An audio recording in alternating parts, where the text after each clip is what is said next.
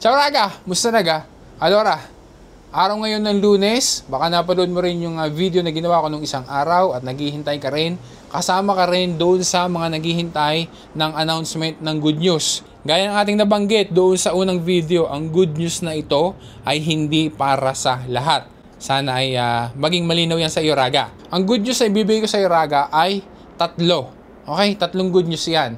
Unahin na natin yung unang good news. Kasi mula ngayong October 6 hanggang 12, isang buong linggo yan. Mula ngayong araw ng Lunes hanggang sa linggo, meron kasing karagdagan yung bonus na ibinibigay. Mula doon sa 10 euros na bonus, ngayon ay 25 euros na yung welcome bonus kapag ikaw ay first time na sender sa TapTap Send. Kaya kung ikaw ay nag-download dati o kaya naman ngayon pala magda-download, ilagay mo yung promo code na RagaChad. Kung nailagay mo na yan dati, burahin mo tapos ilagay mo ulit para na sa ganun ay 25 euros ang matatanggap sa halip na 10 euros laang. Ulitin natin ha, yan ay mula October 6 hanggang October 12, 25 euros ang welcome bonus sa TapTap Send sa unang padala. Basta gagamitin mo yung promo code na RagaChad.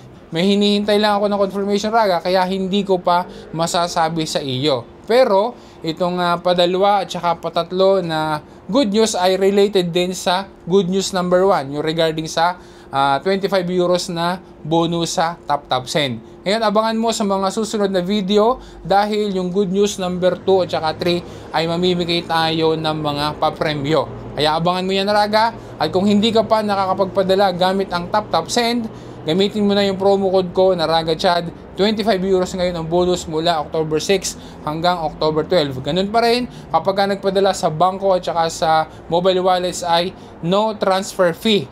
Minimal fee naman kapag ka cash pick up. Mabilis matanggap ang padala, secured, no hassle dahil kahit nasaan ka, gamit lang ang iyong smartphone ay makakapagpadala ka na. Kaya raga, abangan mo yung susunod nating video para malaman mo yung good news number 2 at saka good news number 3. Maraming salamat raga. Ala proxima.